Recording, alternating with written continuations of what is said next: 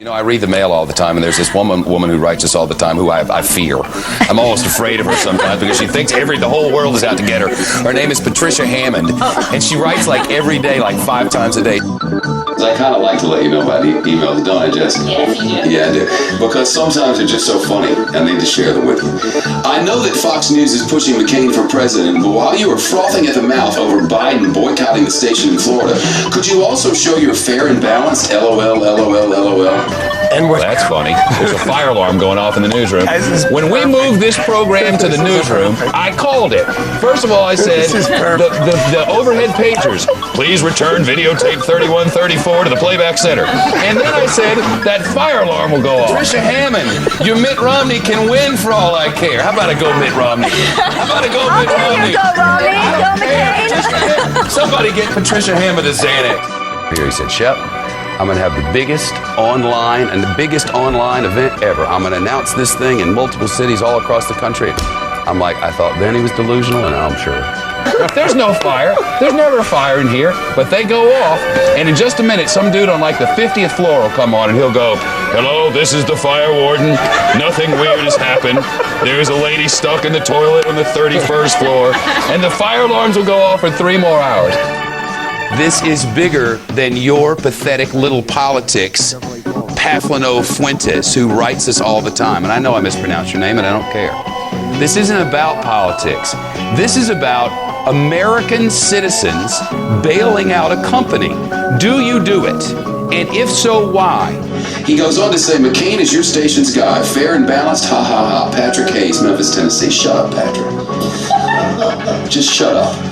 It's unfair. Didn't you hear what we said a minute ago? Didn't you hear me? I said one of the most frustrating things about this Bush administration is that every time a reporter asked a question they didn't like, they called them a reporter a fool. This is the fire warden.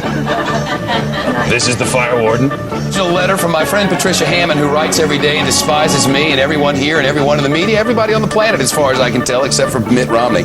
She says at the end of her last email, Shep, you need to tell the truth. I will not stand for your lies about my candidate, Mitt Romney. I will make it known to the public what an evil person you are if you don't stop it.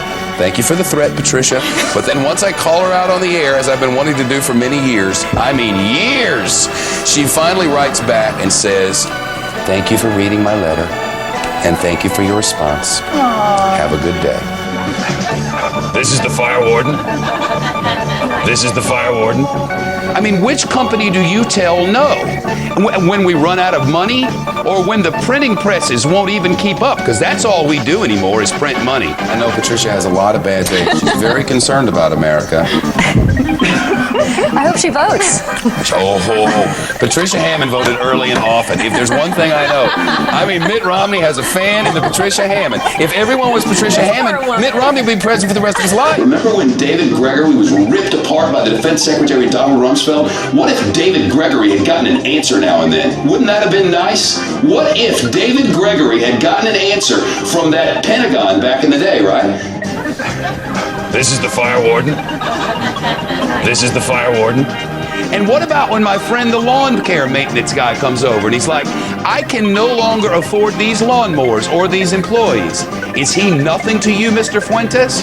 There's some serious decisions to be made, and your pathetic politics is disgusting. We just got a marriage proposal for Patricia Hammond. It comes from R.J. Johnson. Please read name in full, it says parenthetically, in Los Angeles, California. And he gave his phone number. It's an 818 area code, but I won't give the phone number because I'd probably get sued. He says, Shep, please read this on air. Patricia Hammond, properly spelled, Patricia. You are my dream girl, exclamation point. Will you marry me? Patricia, if you want the number, I know you're already married. You said, I know everything about Patricia Hammond. It's true. You should read this stuff from her. Nothing weird has happened. There's a lady stuck in the toilet on the 31st floor. Politics is weird and creepy, and now I know lacks even the loosest attachment to anything like reality.